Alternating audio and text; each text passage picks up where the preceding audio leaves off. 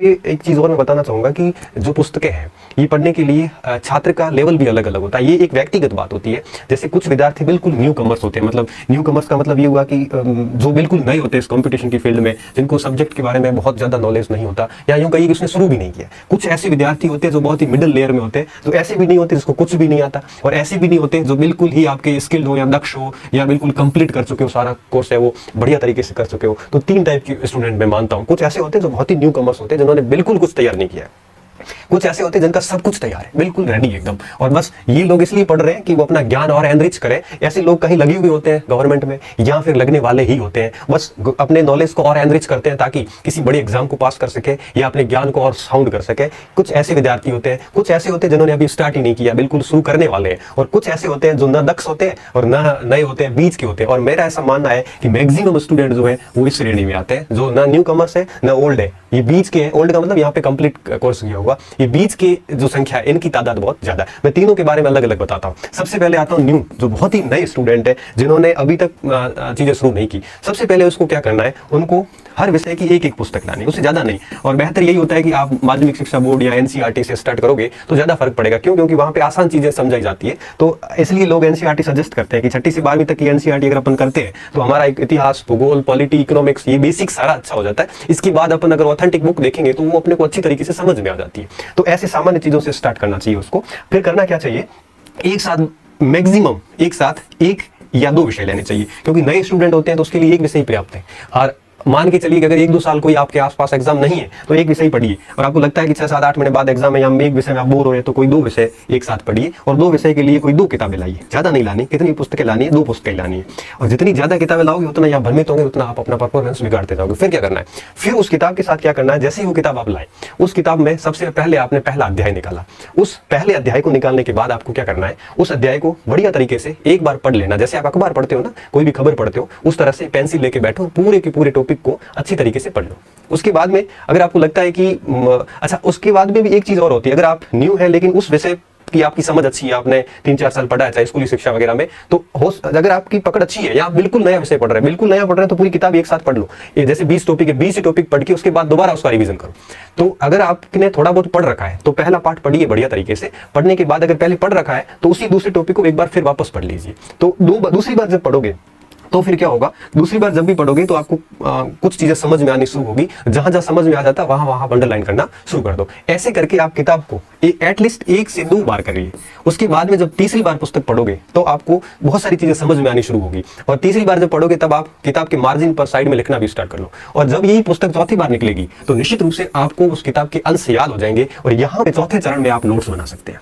यहाँ पे टाइम लगता है इन चीजों को, लेकिन चीजें इतनी पक्की तरीके से काम करती है कि उसके बाद फिर दिक्कत नहीं आती है। तो ये काम किया जा सकता है न्यू कमर्स के लिए। आपको ये चीजें करनी है, एक किताब को कम से कम आपको 4 से 5 बार पढ़ना है, और कंटिन्यू फिर उसका आपको रिवीजन करते जाना है। ठीक है। फिर ये स्टूडेंट, ये इन स्टूडेंट्स को क्या करना है, इनको कम से कम 2 विषय तो एक साथ रखने ही रखने हैं, और उन 2 विषयों को क्या करना है, उन 2 विषयों को बढ़िया तरीके से तैयार करते रहना है। और आप यूं कहिए कि कम से कम आप हर टॉपिक को एक साथ ही 1-2 बार पढ़ लो, और 2-2, 3-3 बार पढ़ने के बाद आगे बढ़ोगे तो फिर आपका जल्दी हो जाएगा। आपका 2 बार मैं इसलिए कह रहा हूं कि आपकी स्थिति इनके जैसी नहीं है। आप पूरी किताब पढ़ो, उससे बजाय आप हर टॉपिक को 2-2 बार कंटिन्यू पढ़ते जाओ, और फिर आगे बढ़ो, और फिर तीसरी बार फिर पूरी बुक ही एक साथ पढ़ लो, और चौथी बार उसमें फिर आप सॉर्ट आउट नोट्स कर सकते हैं। और इन लोगों को तो फिर क्या करना, किताब को खाली पढ़ना ही है। और ये जब लोग किताब पढ़ेंगे तो निश्चित रूप से कुछ फैक्ट नए आएंगे, उस फैक्ट को वो देख लेंगे, क्योंकि उनकी इमारत तो तैयार है।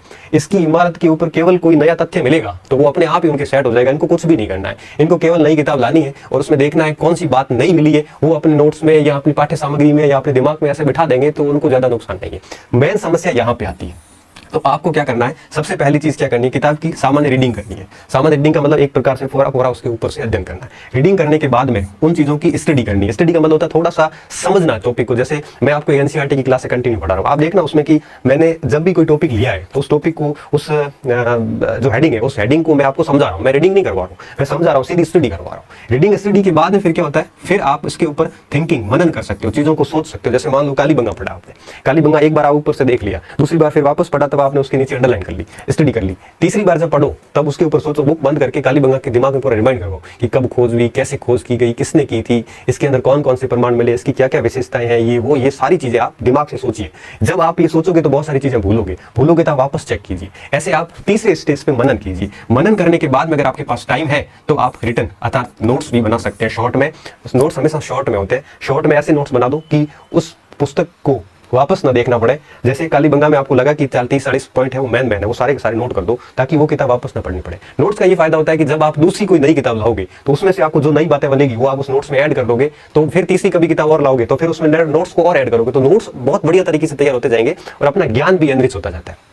कई स्टूडेंट क्या करते हैं, स्टार्टिंग में नोट्स बनाना स्टार्ट करते हैं। ये सबसे गलत तरीका है। क्यों? क्योंकि स्टार्टिंग में हम एक पुस्तक को जितनी बार पढ़ेंगे उतनी बार हमें नई चीजें मिलती जाएगी। तो फिर आप पहले गो थ्रू में सीधा ही नोट्स बनाओगे तो दूसरी बार पढ़ोगे, दूसरी बार फिर नई चीज आएगी, फिर कहोगे यार ये नोट्स पूरा नहीं है। तीसरी बार पढ़ोगे फिर नई चीज आएगी, फिर कहोगे कि यार नोट्स में फिर भी अधूरापन रह गया। इससे बेहतर ये होता है कि कम से कम 2 से 3 बार पढ़िए, रीडिंग कीजिए, उसकी स्टडी कीजिए, फिर उसके ऊपर सोचिए टॉपिक के ऊपर, और सोचने के बाद में फिर उसके नोट्स बनाइए। रीडिंग में टाइम लगता है, स्टडी में काफी टाइम लगता है। जैसे मान लो एक किताब आपने 20 दिन में पूरी पढ़ ली, तो 20 दिन पढ़ने के बाद कम से कम आपको वापस 20 से 30 दिन लगते हैं स्टडी करने में। फिर सोचने में आपको 5-7 दिन भी नहीं लगेंगे। क्यों? क्योंकि जो चीजें आपने अच्छी तरीके से अध्ययन कर लिया। जैसे मैं एक एग्जांपल देता हूँ। जैसे आपको मैं कहूँ कि आप मेरे बारे में कोई किताब लिखी हुई है, मैं आपको दे देता हूँ, आप उस किताब को पढ़ के मेरे बारे में जानिए। तो आप उस किताब को पूरा पढ़ोगे, मेरे बारे में जो लिखी हुई है उसको पढ़ने के बाद आप मेरे बारे में इतना नहीं जान पाओगे जितना आप वापस मेरे बारे में स्टडी करोगे और मेरे बारे में सोचोगे कि ये है, वहां से है, ये करते हैं, वो करते हैं, तब आप विजुअल करोगे, तब चीजें अच्छे से याद होगी।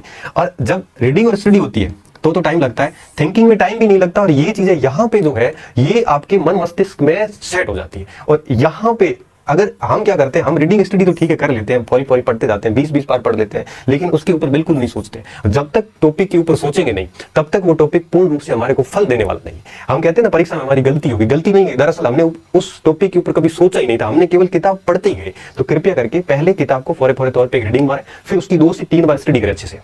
स्टडी का मतलब ये होता है कि कोई भी पैराग्राफ लेके उसको सोचिए कि उसके अंदर क्या लिखा, उसका सार क्या है। आप मेरी एनसीईआरटी की क्लास देखना, मैं आपको यहाँ पे स्टडी करवा रहा हूँ।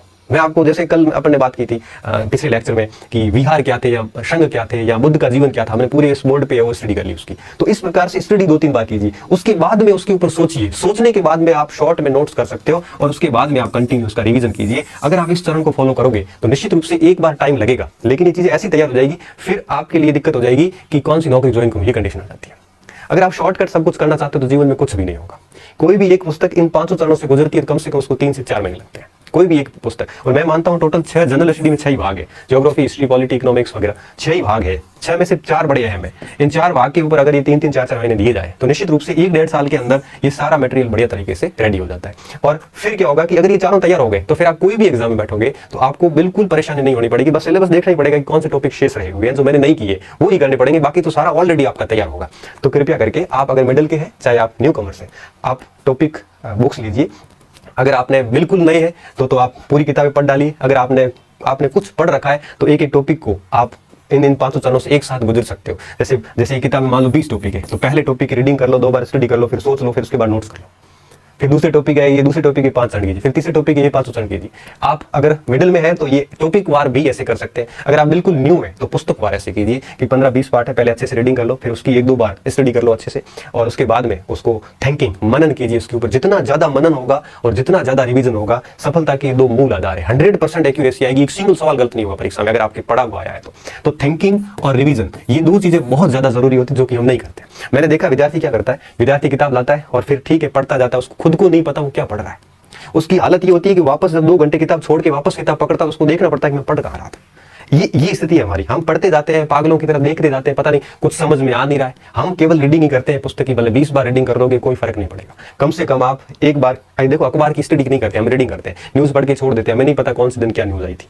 तो कम से कम किताब की जब रीडिंग हो जाती है तो एक परिचय हो जाता है। जब स्टडी करते हैं तब उसके बारे में हमें बहुत सारी चीजें गहराई से जानने को मिलती है, और जब हम उसके ऊपर सोचते हैं तो वो सारी चीजें हमारे मन मस्तिष्क में सेट हो जाती है, और उसके बाद में वो पॉइंट हम नोट कर लेते हैं। तो चौथे 5वें चरण में जाके नोट्स बनते हैं। स्टार्टिंग में ना बनाया, नोट्स नहीं बनाते तो भी चलता है, लेकिन नोट्स इसलिए जरूरी होते हैं कि फिर आगे जब दूसरी किताब लाओगे तो पहली किताब छूट जाएगी, और पहली किताब छूटेगी तो फिर उसका थोड़ा सा लॉस ये रहेगा कि बहुत सारी चीज़ें भी मन मस्तिष्क है ये स्मृतियों की क्षमता, चीज़ों की क्षमता अधिकता के कारण स्मृतियाँ हैं वो धीरे धीरे विलुप्त हो जाती है, विलुप्त क्या कह सकते हैं, विलोपित हो जाती है, तो थोड़ी दिक्कत होती है। तो ये चरण किया जा सकता है, इससे बढ़िया तरीके से काम होगा। तो आज का ये जो विषय था, उम्मीद कर रहा हूँ कि आपके लिए निश्चित रूप से ये फायदेमंद सिद्ध होगा। अंत में निष्कर्षतः कह देता हूँ, कोई भी किताब लाओ उसको कम से कम एक बार उसकी रीडिंग मारो, उसके बाद उसको एक दो बार वापस पूरी स्टडी करो अच्छे से। आप टॉपिक वार भी ऐसा कर सकते हो। आप जैसे भूगोल अक्षांश देशांतर रेखाएं पढ़ रहे हैं, उसकी आप पहले रीडिंग कर ली बढ़िया कि है क्या ये, उसके बाद में एक दो बार उसको उसी दिन समझ लिया, स्टडी बढ़िया तरीके से समझ ली, और उसके बाद में उसके बारे में सोच के नोट्स बना दिए। तो एक दिन में एक टॉपिक तैयार कर लेते हैं तो 20-25 दिन में किताब तैयार हो जाती है। तो इस प्रकार से भी किया जा सकता है। तो रीडिंग कीजिए।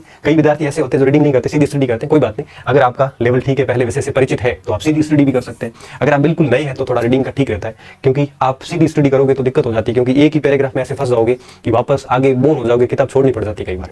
तो रीडिंग कीजिए अच्छे से, फिर उसकी कम से कम 2 बार स्टडी कीजिए। तो 3 बार हो गया, फिर चौथी बार मनन करोगे, चौथी बार सिलेबस हो जाएगा। 5वीं बार जब उस किताब के बारे में नोट्स बनाओगे तो वो किताब 5वीं बार हो जाएगी। फिर 5-7 बार रिवीजन कर लोगे तो किताब 10 से 12 बार हो जाती है। तो फिर उसमें कोई गलती की गुंजाइश नहीं रहती है। तो इस प्रकार से पढ़ना। यहाँ पे किताब से तात्पर्य गाइड से नहीं है, ऑथेंटिक लेखकों से है।